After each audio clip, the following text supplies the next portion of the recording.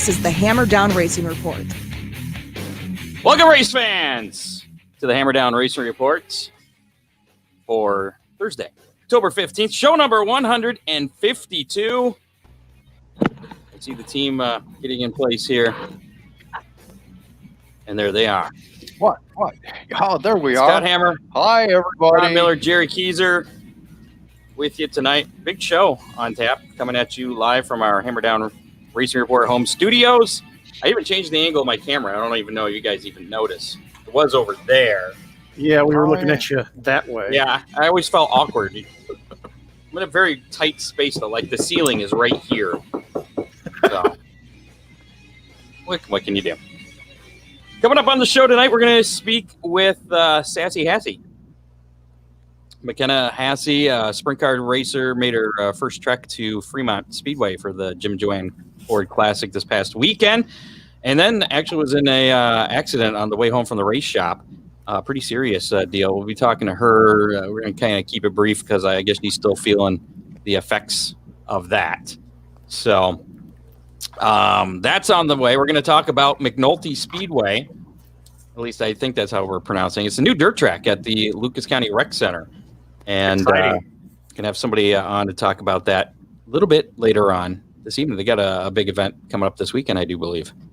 So make sure to support our sponsors. They support us. So, yeah, because of them, it makes things happen. Of course, talking about Ron Miller Race Cars, 734-856-7223 for race cars, parts, safety, equipment, and service. Everything a racer needs. Big D's Pizza in Clyde. Make sure to mention the Hammer Down Racing Report. Save 10% off any order. Hey, cool. Dean had a special announcement this week. He introduced the Crustless Pizza Bowl for us keto dieters. Yes, very much so. Looking forward to getting up there and checking that out. What exactly is that? It's basically a pizza without the crust, but it's in a pizza bowl, aluminum foil type tin. So it's okay. Well, when you're doing a low carb diet, you can't have all the crust. You can't have all those carbs in the crust. So grab your fork and dig in. There you go. He's got something for everyone. Probably a little messier to eat with your fingers than a regular pizza. Right. A lot more than just pizza there. They got fish, and I mean, it's like they got everything. Oh, their menu is amazing. And the desserts were pretty darn good too. Also, thanks to Millstream Speedway. Look for them to return to racing action. Yeah, right there. I'm wearing this. You're rocking them off too, your shirt. Yeah. We'll talk about them in a little bit. Got some results because I had some questions about that. I got answers. All right. Mill Street Speedway, look for them to return to action in 2021 or whenever the restrictions are lifted as far as the occupancy fans that they can have in the stands. So hopefully that'll be by next summer. Fingers crossed. And I did get a text or a message from Scott. It doesn't sound like it's going to be a go for the Hangover Race 2. Aw. I was disappointed too, but, maybe next year. You got a whole year and several months to try and talk them into it. Last chance to... What? Oh.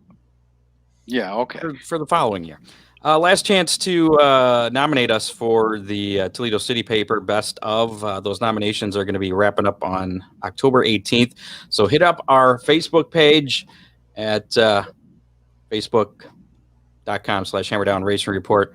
I get distracted. I see us, and we're like 30 seconds behind on this other computer I have over here. I was like, what's going on? I was frozen for a minute.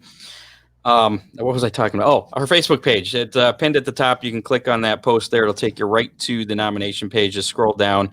Podcast is the category that we're in. And while you're there on the same page, there's a whole bunch of other categories you can vote for. Meteorologist, one of them. Make sure to vote for Ryan Weekman, as he is your official Hammer Down Racing Report weekend weather pit stop meteorologist. That's a mouthful. Try saying that 3 times. Yeah. I'm impressed I got that out. And we'll have his forecast. There is some racing coming up this weekend. We'll talk about that as well. So lots to cover on the show tonight. Coming at you live on YouTube and Facebook. And for some reason, our Periscope Twitter is not working. An error has occurred. This usually is temporary. Wait a moment and then try again. So if you're trying to watch, I heard on the news that Twitter is temporarily down. Well, that might have something to do with it then. Yeah, maybe. That's all right. Most of our viewers are on Facebook and YouTube anyway. So, well, I won't blame that on our new streaming platform then. Cool. Thanks for that tidbit of information. Yeah. What else was I? Oh, if you want to become a sponsor of the Hammer Down Race Report, get in contact with me. $30 will get you on for 4 weeks worth of shows. And speaking of which, and I haven't told you guys this before we came on, but I've already been working on our championship shows where we get all the champions from the local tracks on. Starting in November, I'm calling that Champions Month. And I've got a lot of them already committed and booked, so we're good. We'll talk more about that later because we have another big guest coming up on 2 weeks from tonight, I believe. Yeah, the 29th. That's a big deal. Yeah, and Jerry set this up, so I'll give him the honors to promote that, and then we check out the racing roundup from last week.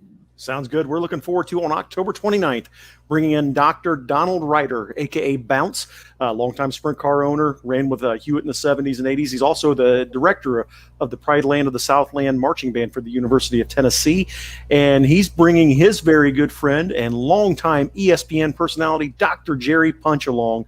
We're going to be hearing some great stories from Dr. Punch and from Bounce. Should be a tremendous show. Make sure you tune in on October 29th. Yeah, they need to tune in every Thursday, but especially. Well, absolutely. And if you can't catch us live, you're working or something, always available on demand as a podcast on iHeartRadio, iTunes, Google Podcasts, whatever, any platform. It all works. So. Hey. All right. Hey. So what? My Hey. phone's talking to me. What happened this past weekend, Jerry? Well, this past weekend in the Racing Roundup up at Fremont Speedway, Cap Henry won the opening night of the Jim and Joanne Ford Classic with the All-Star Circuit of Champions and Fast 410 sprints. Matt Foose had a big lead wiped out in the 305, featured by a late caution, but was able to hang on for the win Friday night. Sean Valenti earned his 60th career feature win at Fremont Speedway by winning the dirt truck feature on Friday night. On Saturday, Aaron Reitzel finished off his third Ollie's Bargain Outlet All-Star Circuit Champions Championship by winning the 410 feature on night 2 of the Jim Joanne Ford Classic. Reitzel led all 40 laps to win the 10,000 to win feature. Paul Weaver won yet an 8th 305 sprint car feature of the year on Saturday, and Sean Valenti racked up win number 61 in the dirt trucks, where the Professor Ron Miller had a very respectable 8th place finish in the 911 truck. Come on now, let's be fair. It was truly a 7th place finish. We got scored for 8th. What's the pay difference between those two positions? Not a clue. I didn't get to go to the pay window. Oh, No, So how was the ride? It was fun. It really was. I can tell you that in the heat race, the truck and I hated each other. We were not friends at all. Had to go out for the B main, started 8th. We made several changes to the truck. And the truck was a whole lot more to my liking. We went from 8th to 2nd and had the leader in sight. I felt pretty comfortable. Started 17th in the feature and got up to 7th. They had announced that there would not be any tech, so some of the really sharp guys moved their transponders, their scoring devices, to the front of the truck. And is there proof to this, or is this just an allegation? My truck owner didn't do that, and I won by about a half a length, but the transponder said I lost by that. So yeah, right. Whatever.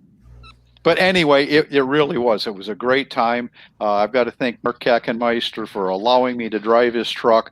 I think we learned a lot that could help us build even better pieces for next season, make some changes to his. All in all, it was a very profitable night, learning-wise. Very cool. Glad you had a great run. Congratulations, Ron. Moving on with the Racing Roundup, the Lucas Oil Late Model Series canceled last weekend due to the hurricane. Was it Delta?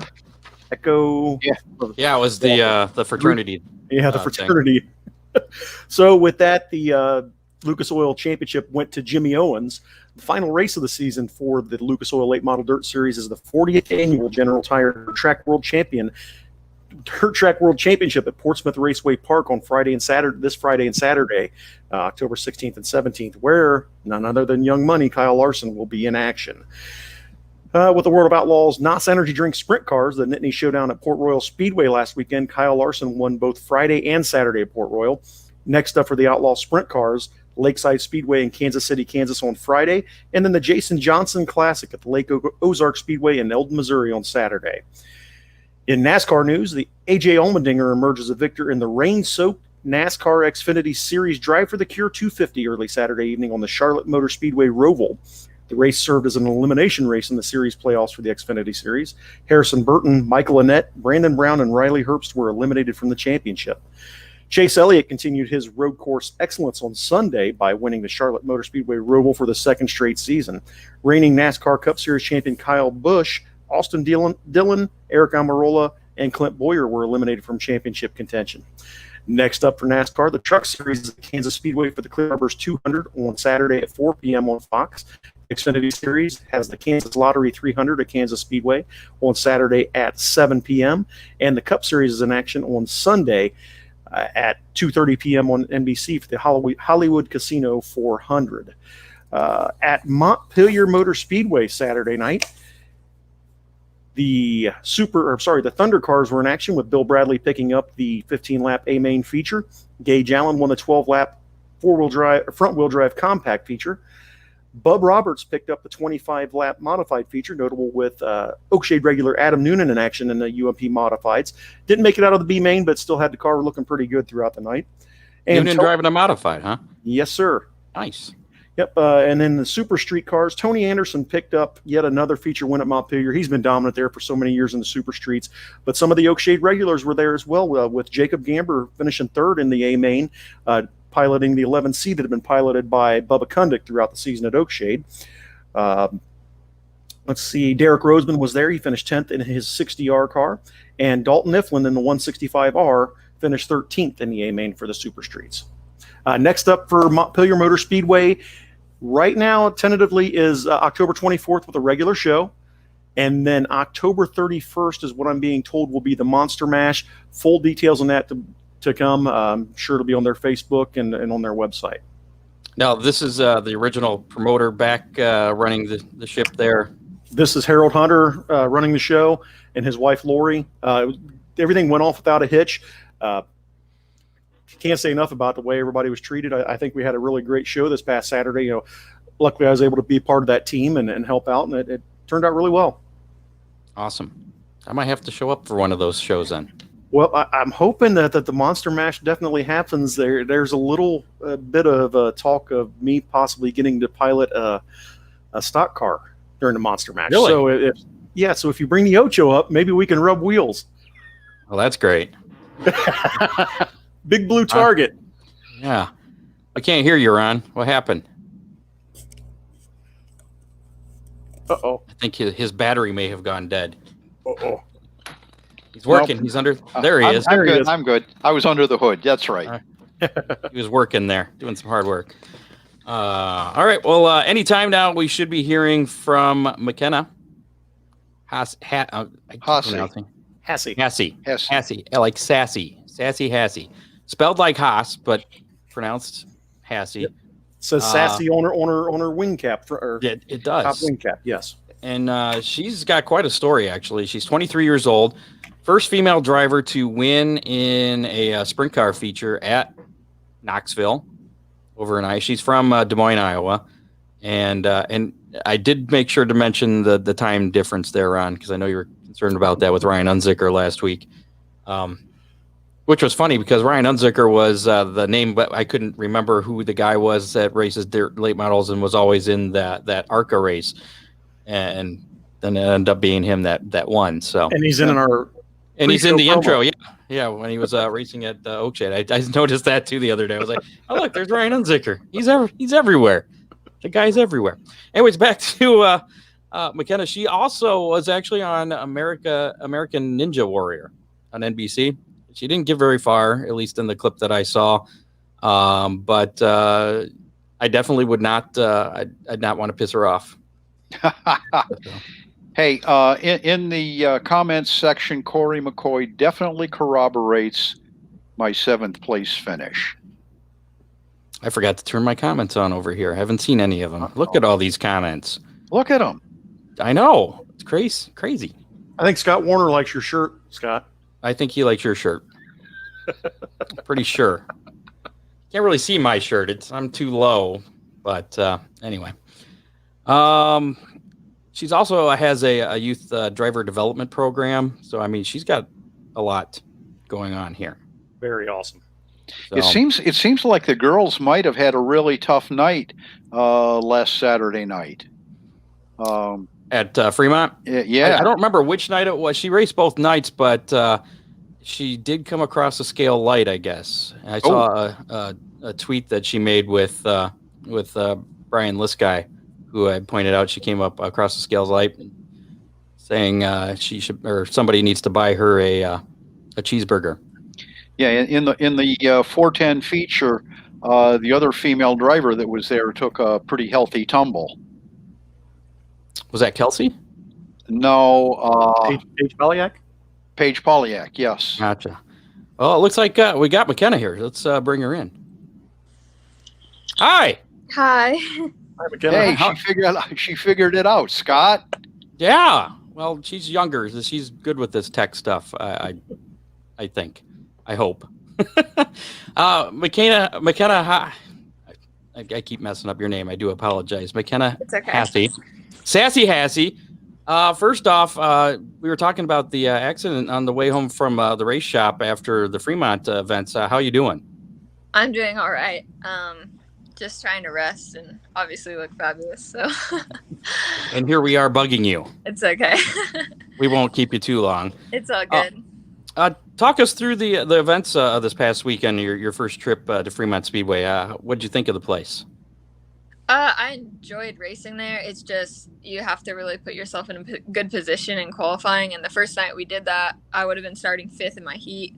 I think there was like 40 cars there, and we qualified. Yeah, so I would have started 5th, and they were taking 4 to the A. But I was light at the scales, so I had to start last, which at first I didn't mind because I enjoy passing cars, but then I quickly realized that there wasn't going to be a lot of passing that night. And so that was kind of a bummer. We kind of buried ourselves. And second night, same thing, except we didn't put ourselves in as good a position because I pushed it a little hard in qualifying and got off the racetrack. And so we had to start last again in our heat. And again, not a whole lot of passing, but in the B, we finally, made some changes to the car, and I think the track was a little better, and so we went forward past 4 or 5 cars and had some good battles and stuff. So that was probably the most fun race that I had there. But the fans were great, the people were great, and we had fun. But obviously, I would have liked to have been in the A both nights. So what happened on the way home after? I guess this happened after you unloaded at the race shop. Yeah, so I was on the way home from the race shop, and it was 3:30 in the morning, I think, when I left, and was just driving down the interstate and saw some cop cars on the right side of the road. So I moved over to the far left-hand lane and slowed up a bit. When I was going around those guys, they had been cleaning up a wreck scene prior, and all of a sudden just got absolutely blasted from behind. Some guy was going really fast and clearly didn't check up at all, and so I got hit and then spun a little over 180 and went into the guardrail, which is where my car stopped, and then his flew on, I think 500 yards past mine or so. So yeah, it was crazy. My airbags didn't deploy because it was a rear end hit, and I was wearing a seatbelt, but my forehead, eyebrow, nose, jaw, and chin all hit the wheel really hard. So yeah, it was absolutely insane. I got a concussion and spent the night in the hospital, and now I'm recovering yet again after a crash in July and a crash in January. So in a race car though. But which was worse, the race car crash or being on the highway? Well, so the crash in January, I had a pretty good concussion. That was in Australia. Where at in Australia?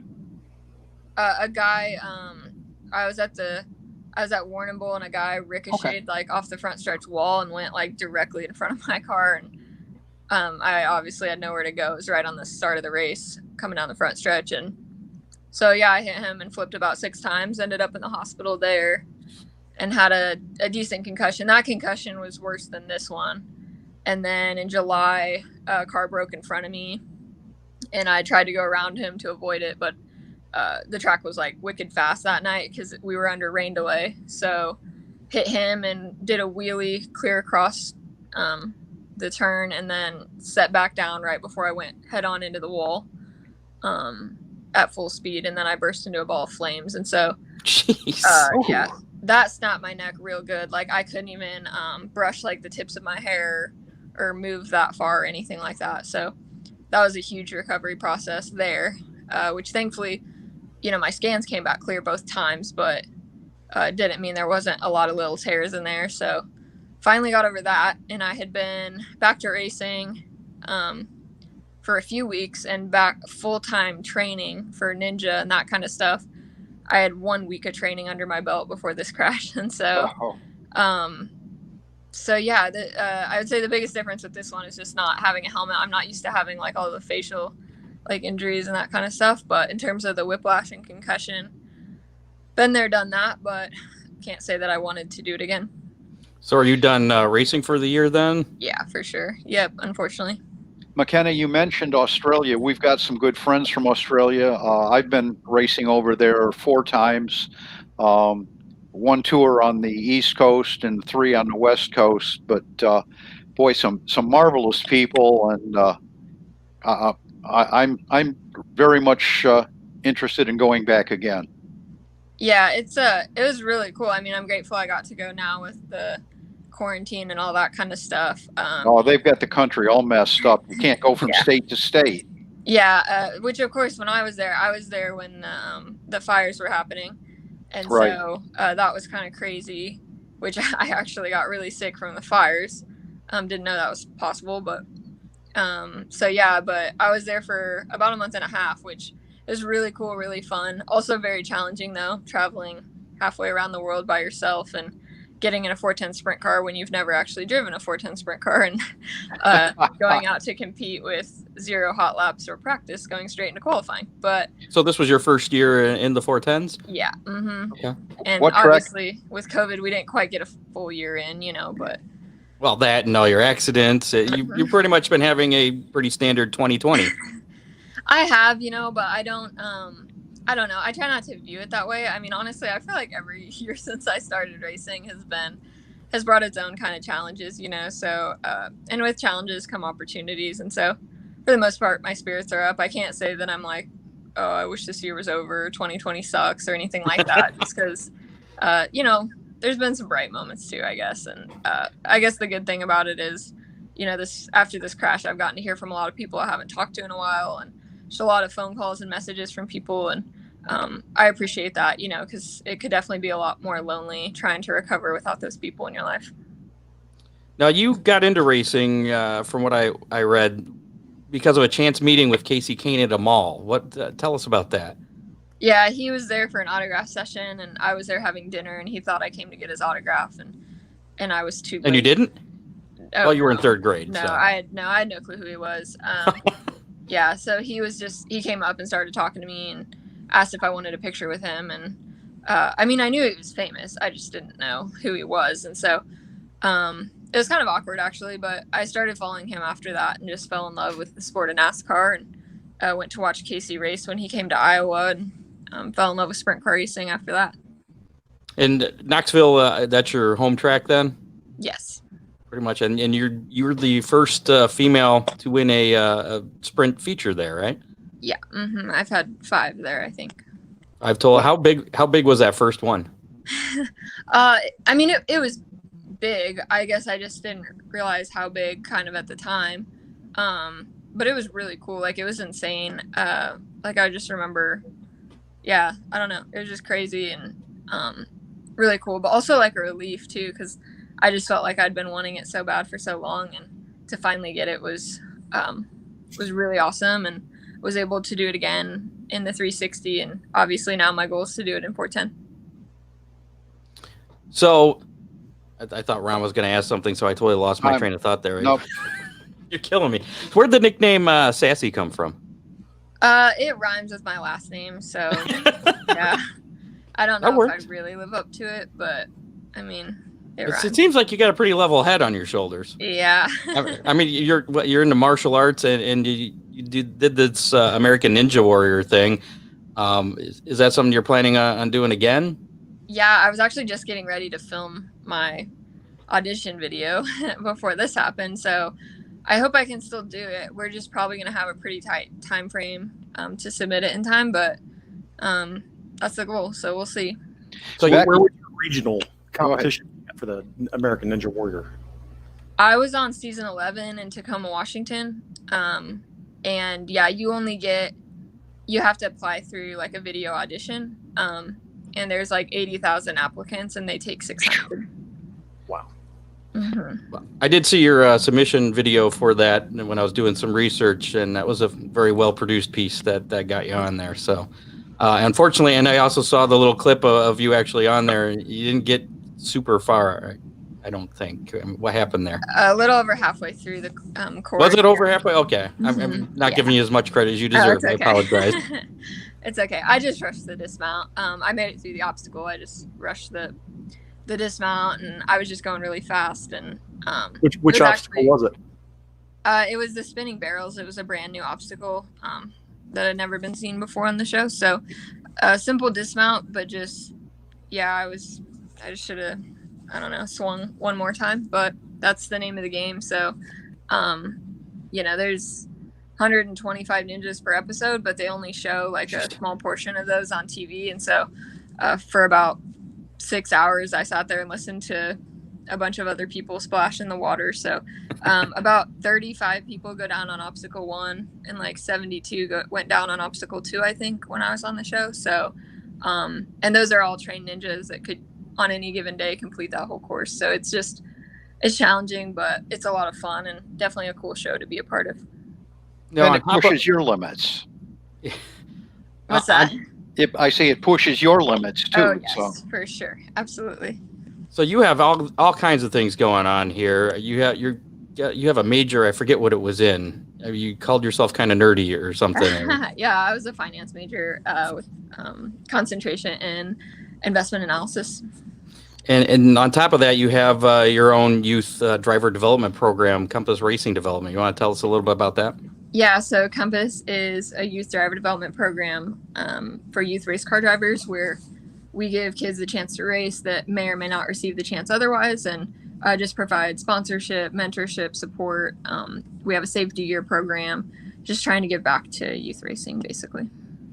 Awesome. Well, we appreciate the time. I just have one last question for you, because I know you need to rest here. No worries. What's your career aspirations? I mean, as far as racing goes, you want to keep running the 410? Would you like to get to NASCAR, IndyCar, something? I mean, where do you see yourself going? Yeah, I mean, I love racing anything, and I've been blessed to get to drive different kinds of cars, and I've loved every one of them. I would love to get some NASCAR experience someday, but I would also love to race 410s professionally and just kind of keep doing what I'm doing. I feel like I have a ton to learn. I feel like I'm just getting started, honestly, and I think every time I've been racing, this year, all I can think of is this is just what I want to do for the rest of my life. And so hopefully we can just keep learning and growing as not only a driver, but a team, and, get to the point where we're one of the top competitors someday. What's your opinion of other younger females in racing, like Haley Deegan, Nice Motorsports? I can't think of her name right now. Natalie Decker. Oh, yeah. Drivers like that. I mean, do you consider yourself, right there on that same level? Oh, I mean, they're kind of in like a totally different, area, obviously, in NASCAR. I mean, I think if you throw any young female male or grown male or female in a 410 sprint car, it's, probably one of the most challenging forms of racing out there. And I think the risk factor, honestly, is what makes it some of the most challenging. It's extremely difficult, but it's also incredibly dangerous and quite frankly, just a difficult lifestyle beyond just the racing.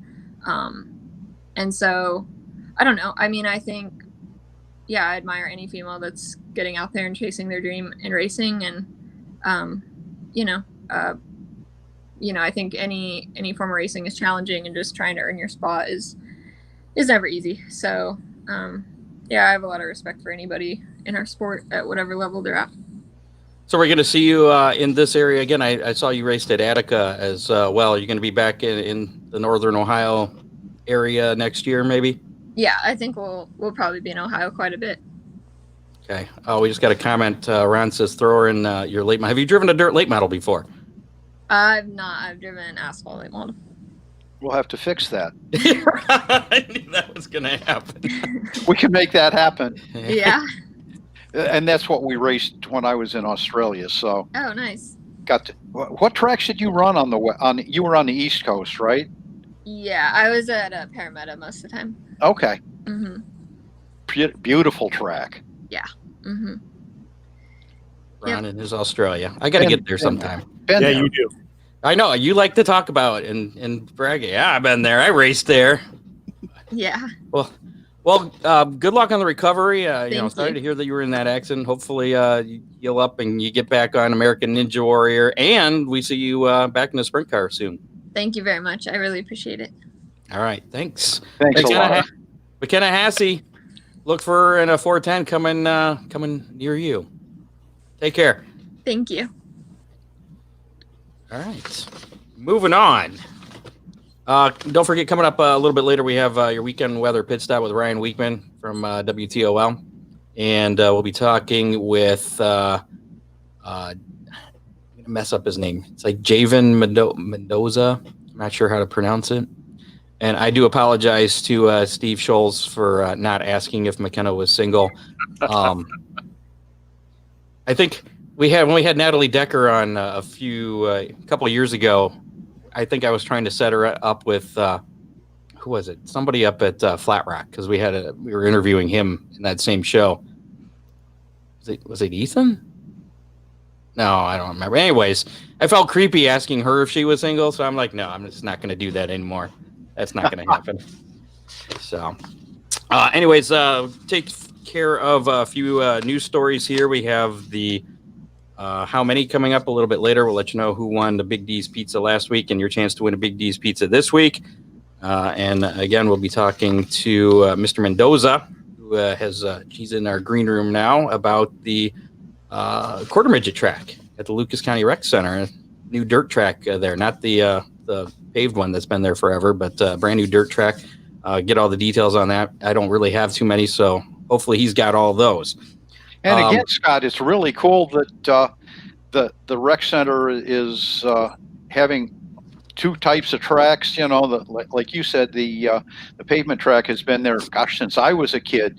But it was just a couple of years ago that they were talking about bulldozing that whole complex, and now they've got two tracks.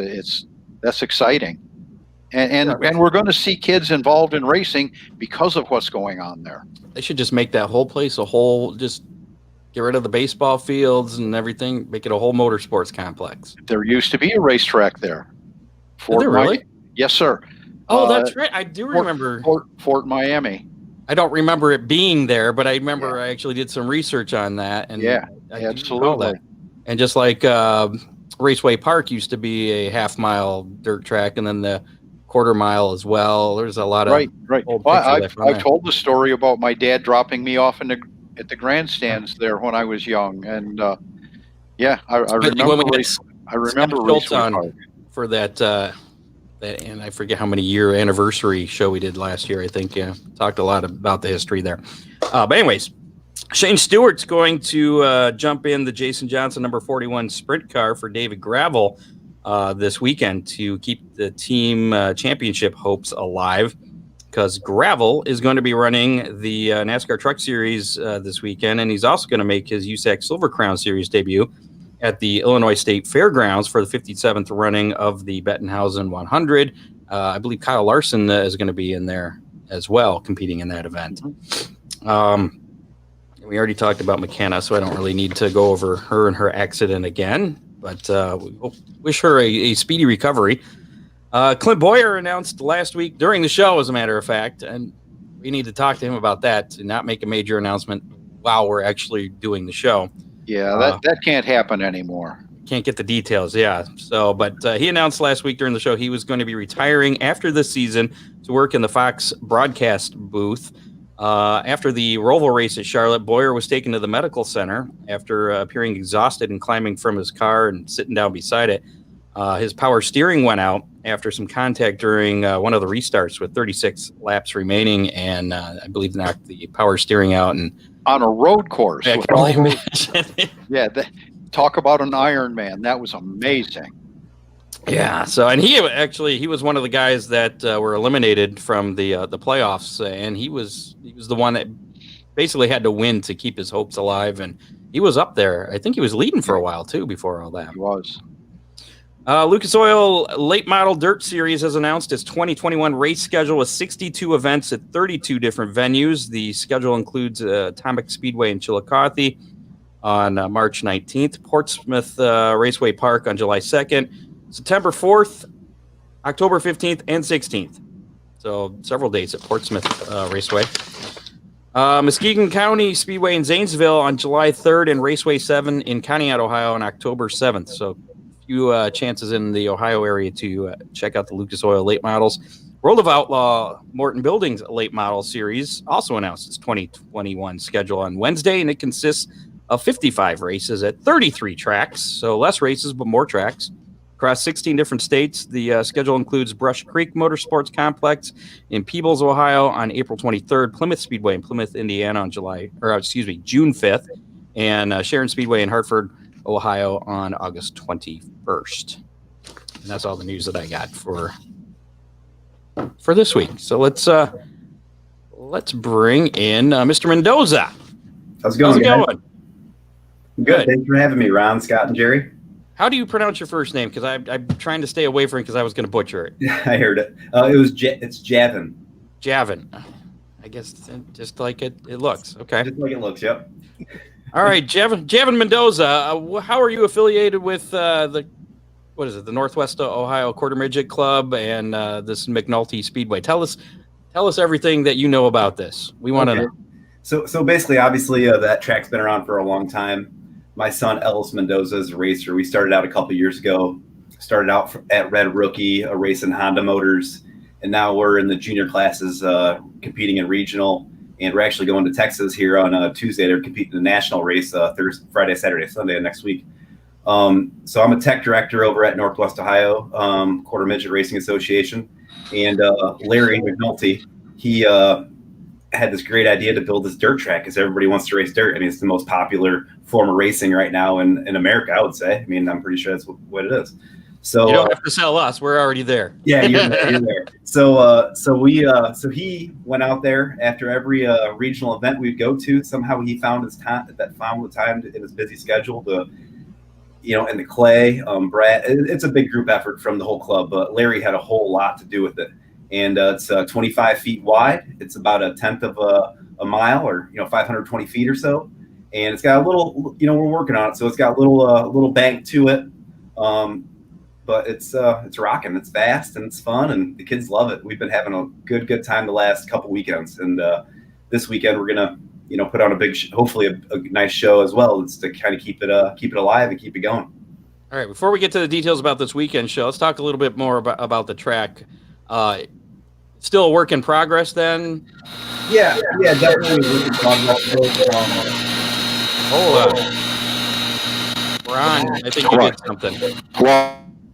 There, we're muting Ron for a minute because something just went crazy over there. All right, you're good now, Ron. You're sure? You're kind of loud, but yeah, something went a little crazy over there. I've got a little thumb wheel for the mic. All right, you're good. Don't touch anything.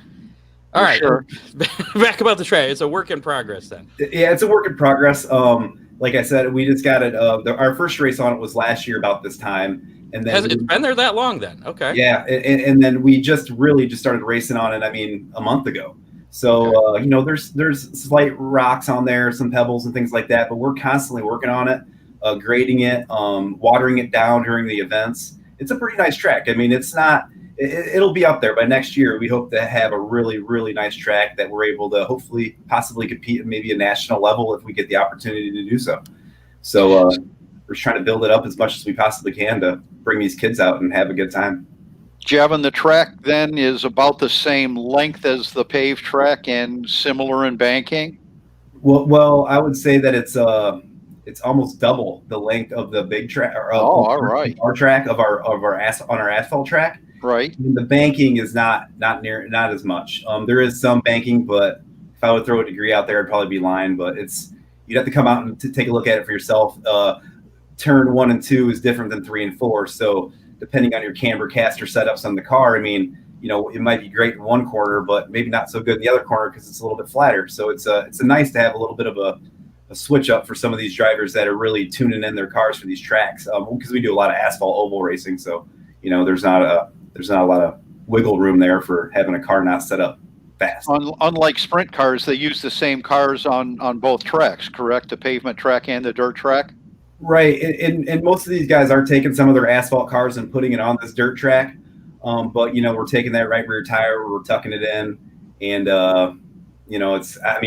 dropping the pan hards down, tightening the car up, and shipping our little guys out there to hopefully turn some smiles and get a podium or at least just a good weekend of racing.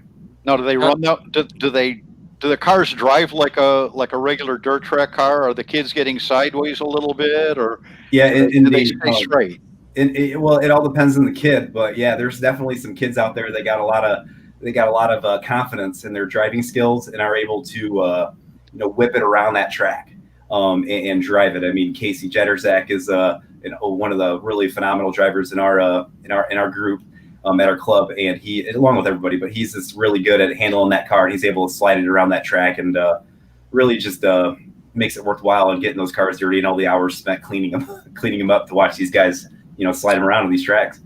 I got two questions for you here. Now, with the bigger track, are the speeds about the same then as the smaller pavement track, or are they going a little faster? And then the other question, one of our listeners wants to know, do they run slicks on the dirt track? Yeah, right now, I'll start off with the first question. Speed-wise, I would say that the asphalt track they're probably equal in speed, because if you get on that straightaway, on that dirt track, it's a longer straightaway. Depending on how you have that car geared, it's going to get up and wind up on the speed.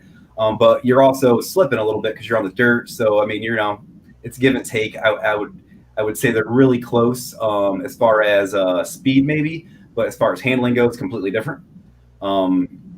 And then what was that other question again? One more time. Slicks. Do they run slicks on the dirt track? What kind of tires? We're running A35s on the right side. A35 Hoosier tires, which is a slick. It's not grooved. It's not a dirt tire. It's an asphalt tire. So, we're cleaning if they get muddy a little tiny bit, we'll clean them up with some soap and water, and then maybe grind them down a little bit and get the kids back out there. And we've been having some pretty good success with that without, running grooved tires. Like I said, I think it gives the kids a little bit better chance to learn how to handle the cars and, counter steer and drift it around those corners depending on, how they're cutting in. Now, what are the ages? You said it's kids. What are the ages? Are there any requirements, as far as ages?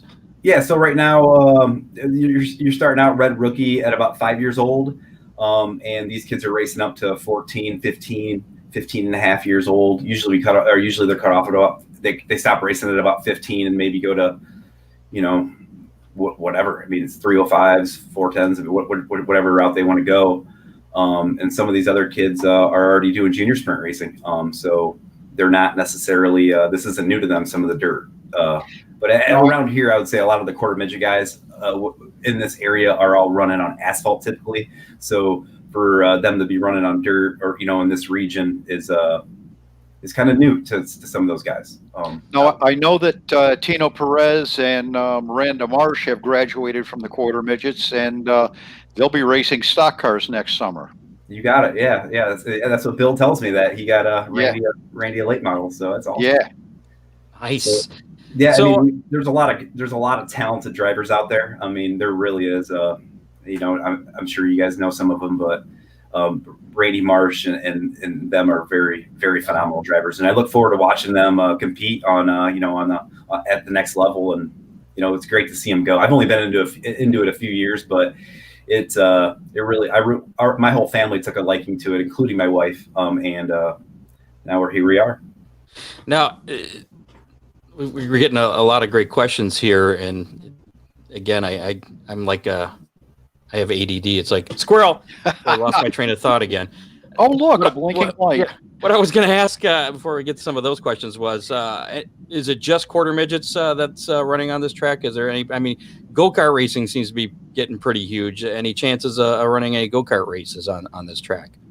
I would not throw. I would say that is not out of the question. I know that last year we did run just like a flat go-kart tracks on there. They did it during close to the fair time. I wasn't out there for that event. I actually took my brother-in-law's go-kart out there with a Predator motor Sunday, and Charlie Palkin was out there, and I was ripping it up with that go-kart. It was a whole lot of fun. But you just got to be careful. Obviously, I'm an adult, things like that. So you got to be just, if we just got to be careful as far as making sure everybody's safe, as far as kids going out there with the go-karts and so on, and just making sure they're all legal. Everybody's got the proper safety harnesses and arm restraints and so on. And so I guess that'll probably be a hurdle that we're going to have to come across as this becomes more popular. So this weekend you have a big event coming up.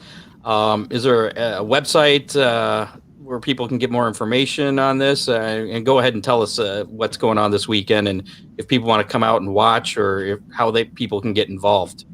Okay, so this weekend we are having we're going for a purse. About $1,600 is up for grabs for first, second, and third. We're going to run our World Formula class, which is a Briggs class, Briggs and Stratton class, real fast cars. Fun car sign-ins, I want to say, are $30 per car. We're also going to run a junior Honda class, which is the Honda Motors, obviously. Senior Honda class. We're going to run senior Animal, and that's all going to take place. Sign-ins are at 9:30 at the rec center this Saturday, and we're going to have a whole lot of fun. The best place to go on to research this is going to be to go on Facebook and go to Northwest Ohio Quarter Midget Racing Association, NWOQMRA, and hop on there. There's a big flyer that we have made up for the cash donations that are getting donated for these classes. Some of our big donators are Baker Racing Engines, Abe's Auto Parts, and Larry McNulty is actually also putting money up for this event. Javen, one of our listeners asked if this was the first dirt track in the Midwest. Now, I know that wasn't there a dirt race that they ran down towards Columbus a week or so ago? Some of the guys were hoping to tune up for your race. I got you. I'm actually new to the whole dirt racing scene myself. I'm sure that you're right. I don't know that, but this is definitely the first one that I know of around here that these kids are going to be able to go out and have some good competition around here in Toledo. Eldora does have at the Little League has their quarter midget track there that they run a couple times a year. Got it. Another one of our listeners asked, what kind of price is involved in getting into quarter midget racing? It's not too bad. Depending on the track that you sign up to, we have a club car that you can join in. Can't remember the exact cost, but I want to say it's like $300, and you have to run a certain amount of events with us. And so if you wanted to get into it, we have try and rides where you can come out and you can actually try these cars, and we have safety switches on them. We have kill switches that we can remote control kill the car, so we can test those kids around the track and get them keep them safe and also give them that awesome experience on trying these cars out. So back to the whole, if you're going to purchase a vehicle, I would say, you can get a chassis that's an older chassis that's still very fast for about $1,000 if you start looking around for them. But as you jump up into the arm restraints, the gloves, the suit, the helmet, you're going to chalk another $500 into it. So I would say, at the end of the day, realistically, you're probably going to have $2,000 wrapped up into a beginner car to get out there on the racetrack. But smiles per dollar, it's the best $2,000 you'll ever spend to see your kid go. As long as they enjoy it, to see your kid go out there and make half-a-second decisions going around this track at 5, 6, 7, 15 years old is simply amazing. If you've ever been in a car and you think it's easy, I encourage you to come out and watch these kids race, because it's not. I mean, just to get in there, just the upper arm strength and the coordination on these kids is absolutely amazing, and what they can do at such a young age. Ron Miller race cars can help out with that safety equipment, right, Ron? Yeah, that's it. Tires too. And the neat thing about the quarter midgets is you don't have to have a big toter home and a stacker to go racing. You can put the quarter midget right in the back of your pickup truck, and it can actually rattle around a little bit. Oh yeah, I mean, we got one of our rookie guys, Philip Clement. He's big into the whole racing gig. He travels with his quarter midget in the back of his truck, or was there for quite some time, and still making all the regional events, and his kid was still getting up on the podium. And it doesn't matter if you're small potatoes or if you got an awesome trailer. If your kid can go out there and drive and you can set up the car, I think you have just as much of a chance of getting a podium finish as the next guy, as long as your heart's into it and you take the time to set that car up right. Is obviously the big thing. Car setup is huge. So is this weekend then the last event for the year? This will be our last major event for the year. The following weekend, we're going to do our Spooktacular race, which is just going to be a fun club race that people could come out to and watch us. And then we're just going to have a potluck and hang out as club members. We're all real close, and we're a tight family, and we hang out and we play hard. And we're just going to wrap it up with giving some kids some Halloween treats and hopefully putting the track away, getting the walls put away, draining the walls, and getting it ready. Easy to open up next year, April time, somewhere right around there. And then, go ahead. I was going to say, speaking of next year, somebody wants to know, how is this going to be like a weekly deal at the dirt track, or is there how many events will there be, for a season, I guess? Well, these are all things that we still need to talk about as a club. I think as this momentum is ever since we released the fact that we're going to be doing this dirt track, it has really gained some serious popularity. So I think that it's going to all depend on you as viewers. If you guys want to come out and race on this dirt track, let us know. Let us know how much you really want to do it, and we'll make it happen. We'll definitely do it. We don't want to take away from our asphalt program as well, but we also understand that some people just want to run dirt, and some people want to run asphalt. Some people want to run both. So let us know. Send us emails. My wife is the secretary for the club, Claire Mendoza. She can respond back to you and let you know what our exact plans are. But we'll keep you updated as much as possible to hopefully keep people coming out to this event. And then we also do want people to come out and watch us. Just make sure that you practice social distancing, and we do wear masks in the hot shoe whenever we're close to people. I mean, granted, we're families and things like that. We're basically a big, huge race family, but you got to keep it legit for just the regulations. I mean, we don't want to have any of this racing stop. We want to keep it going. And I know that our Columbus Winter Nationals is going to get postponed a little bit, November and December of this year. And that's sad for us, because we really look forward to that track time indoors, because, seat time, if you want that kid to be a good driver. So that was something I wanted to talk about, because unlike the big cars, the stock cars and the sprint cars in this area that get put to bed for the winter, you have quite a few winter races indoors. Yeah, we race all year round. I mean, there's some people that don't even, winterize their motorhomes. They just keep them plugged in and, turn and burn one weekend to the next. And that goes for quarter midget racing, no doubt. We'll be in the wintertime, we go to Columbus at the Hog Barn and we'll race over there. And we get there at about 7 o'clock in the morning, and we leave about 1 o'clock at night.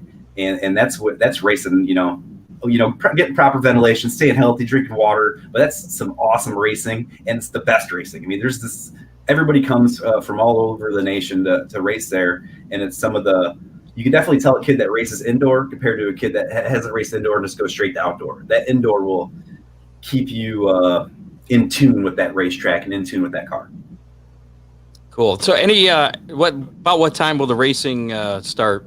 I would say racing will start right around 11 o'clock is when the heats will start. If people want to come out and watch. Yeah, if you want to come out and watch, if you want to get there a little bit earlier and come out and talk to, me, Javin, Larry McNulty, Brad Hendricks was the president of Northwest Ohio Quarter Midget Racing.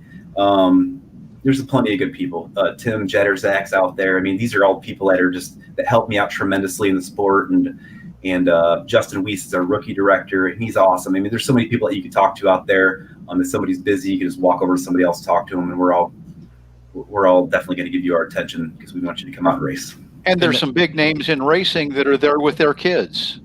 Oh, and The McCune family. Yep, McCunes are there all the time. The Marsh family, yeah. Yep, exactly. We have there's plenty of kids that come out and race. I mean, there's a couple. I mean, there's plenty of really good drivers. I mean, it's off the top of my head, Landon Hathaway is an awesome driver. Weigels are awesome drivers. I mean, there's just so many good drivers out there that I couldn't even tell you that we have a bad one, because even the ones that finish in the back of the pack are still just up there. They're still getting it. I mean, they're still pushing at it, and it's a great thing. It's awesome. Again, this is at the Lucas County Rec Center this weekend, Key Street in Maumee. Yep. This is more on the dirt track's more on the south end of the grounds, right? You got it. Yeah, it's going to be closer to where the horse stables are, on the south end of the baseball field area. You'll see all the trailers back there, and you'll see some of the dust get in the air. Follow the noises. You'll see us. No, is there any charge for people just to come out and watch? Nope, not at all. Okay. Not at all. Figured somebody might want to know that. We appreciate the information. I mean, I feel like we got a lot more. I'm more excited about this. I might have to come out and check that out this Saturday. Yeah. We thank you guys for having me on, and we appreciate it. I mean, we appreciate all the support that we can get, and that's awesome that you guys allowed us to come on the show and let me ramble on and talk to you. Yeah, where can people get more information once again if they want to come out or interested in actually competing? Best thing to do is hop on Facebook and go to Northwest Ohio Quarter Midget Racing Association, NWOQMRA. Hop on there and message us, email us, whatever you want to do, and we'll make sure to hit you back, or just message me, Javin Mendoza, friend me, and then I'll send you some messages as well. But yeah, you got it up right there, perfect. Yeah, I was hoping I had the right one. Yeah, I was probably murdering it. Northwest Ohio Quarter Midget Racing. There it is. Yeah. So there you go. Just search for that. You guys got me a little nervous. I haven't did a lot of interviews. You did great. We've never killed a guest yet, so. Oh, perfect. I'm glad I wasn't your first. Our record's pretty good. Yeah, and if you were a racer, you probably go on and win your next event. We forgot to tell McKenna that. Yeah. She was going to win next time she raced. We had her on. All right, Javin. Again, we appreciate the information and everything, and good luck with the dirt track out there. I mean, I'm pretty excited about it. I mean, it's cool that the paved track is there, but I don't know. I got dirt in my blood, I guess. Come out. Definitely come out. I'd like to meet you guys in person. I appreciate it. All right. Thanks, Javin. All right. Thanks, guys. All right. Once again, Javin Mendoza. I got it that time talking about the brand new, sort of new dirt track. I didn't realize that it was it's been there for a year, but they only started really racing on it about a month ago. So, and thanks to Philip Clement there, who was kind of bringing that to my attention and arranged to get someone on here. Very cool. Yeah. So with that, how about we play How Many real quick? Give away Big D's Pizza. Anybody have any problems with that? No. I could handle a Big D's Pizza right now. Yeah. All right. Well, let's talk about last week's How Many. It was how many 410s were going to be at Fremont on Saturday for the 10,000 win Fast and All-Star show. And that number was 41. So Ron was our in-studio winner. Woohoo, baby! Let's hear it for Ron. He guessed 44. Our online winner was Scott Warner from Mill Street Speedway. Yeah, look at that. He nailed it? He had 42. He was one high. So, but he was closest there. This week's How Many, for your chance to win a Big D's Pizza. If you want to get involved, go ahead and put your guess into the Facebook Live comments, the Facebook Live video.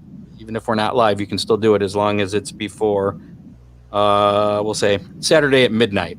Because we're going to be talking about the modifieds at Sandusky Speedway on Sunday, as they hopefully will finish the Budweiser cavalcade that they started a few weeks ago and then got rained out on that Sunday. So How many modifieds? Going to be at Sandusky Speedway on Sunday. And I'm glad we're doing this before we're playing the weekend weather pit stop. So, Ron, you won. You get to go first. 21. And I actually did some research, so I'll admit that I'm probably cheating a little. But what do you got, Jerry? 23. You guys are pretty close. You guys are right on the money there. I probably would have gone with. I'm going to go with 0. Taking the 0. Not the popular choice, but so again, if you want to get in for your chance to win a Big D's Pizza, put your guess in the comments as they're coming in now. Christy has the same. She took my vote there. If you vote more than twice, If you vote more than once. that's what I meant. If you vote twice or more, you get the black flag. I was just excited about waving the flag. I didn't really know what the hell I was saying. You're not right, Scott. Yeah, I know. And if 2 people guess the same number, whoever guessed first will get credit for that guess. So there you go. We'll find out how many modifieds will be at Sandusky for that. I believe it's 2,000 to win. It's probably here in my notes, actually. Yeah, right there. 2,000 to win on Sunday for that the second day of the Budweiser Cavalcade. Well, let's just talk about it. Sunday, it is the final event for Sandusky Speedway. This was rescheduled from, was it 2 weeks ago, I believe? 2 weeks ago, Sunday. Modifieds, 2,000 to win. Midwest Compact Series, Street Stocks, 1,000 to win. Renegades, Pure Stocks, Beginner Stocks. Actually, I'm not sure if the Midwest Compact Series is still on that or not.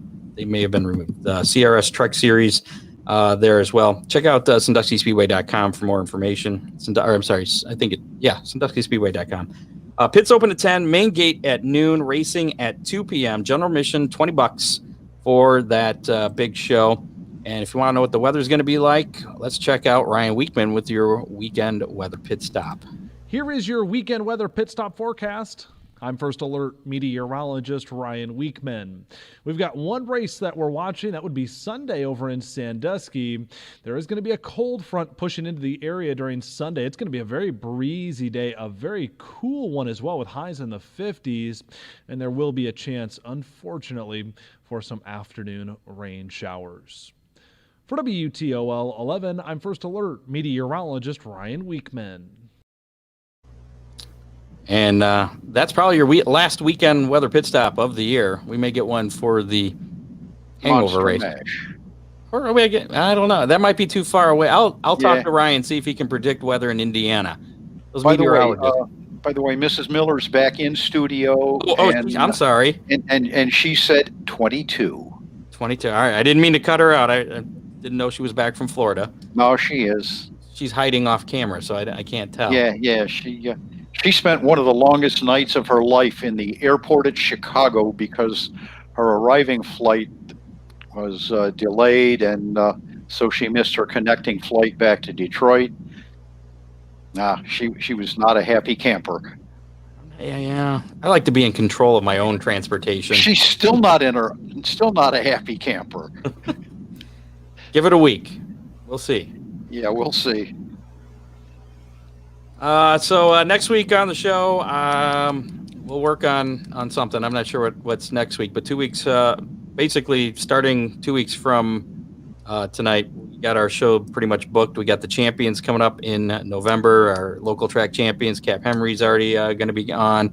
We're going to do the Attica one first, the first Thursday in November. Cap's going to be on. Devin Shields is already confirmed, and not sure about Paul Weaver. He's got 2 championships, so I know he doesn't like to do radio, but the invite's been sent out. I got to at least do that. Well, you got to get a hold of Andrea. Yeah, probably should. We've had Andrea on before, so maybe I'll get with her. Can Paul do phone? Yeah. Well, you're asking me or you're asking him? Maybe he doesn't want to be on radio, but some people can do phone. All right. Well, we'll try and work that out. And we got all of our Oakshade champions are signed on for the following week, and working on Nate Dussel. And I think Sean Valeni may have already confirmed champions there at Fremont. So we're working on that. That'll take us up to Thanksgiving. And then after Thanksgiving, we'll come back with the Sandusky Speedway champions. I haven't worked that far out in the head because nobody's going to remember that far. But looking forward to 2 weeks from tonight. Dr. Jerry Punch and Don Bounce Ryder going to be on. I probably have a lot of stories there. If you have any questions that you want to have the doc answer or bounce, doc and bounce. This is a weird thing. But, well, just make sure you're listening. You can put it in the comments or you shoot us a message or something. I don't know. I didn't really think that far ahead. Don't forget the Hammer Down hotline. This week we didn't have any calls. I haven't really been promoting it, but leave your questions for Dr. Punch and there you go. That's it. Hammer Down hotline. There you go. Damn, Jerry. This is why 3081. This is why I brought you on the show. If you got a question for either of those two in a couple weeks from tonight, there you go. Call that number anytime, day or night. You go straight to voicemail. Leave a message. Tell us how much you hate us. Whatever you got. Questions for those guys. People you think should be on the show. People you think that probably shouldn't be on the show. I don't know. Whatever you want. Call us during the week and let us know that you nominated us for Best in Toledo. There you go. That was a good segue. I was getting right to that. Again, last chance. As soon as we get off here, because you're probably watching on your phone or something or on your computer, just click on that Hammer Down Racing Report. That takes you to our Facebook page. And right at the top of that Facebook page is that link that'll take you to the Toledo City paper. Has that promotion for the Best of Toledo, where we would like to be nominated once again. We were nominated in 2018. We'd like to get back on there and be nominated at least as one of the finalists for the best podcast in Toledo. We know we are the best podcast. We just need people to reassure us. Well, it's not always the best that wins. It's more of like a popularity contest. So even if we're not the best, that's fine. We can deal with it. Yeah, that's fine. You don't have to think we're the best, but just nominate us anyways. Tell your friends to nominate us. That's it. I was trying to pull up the website here so you could actually see that Heavy D's football show came up. I'm not sure what that is, but well, some strange things happening on my other screen over here. Next week, we'll be back live with something cool. Like I said, next week is the only thing. I don't have anything planned yet. So if you guys got an idea for a guest, not a champion or anything, feel free to let me know.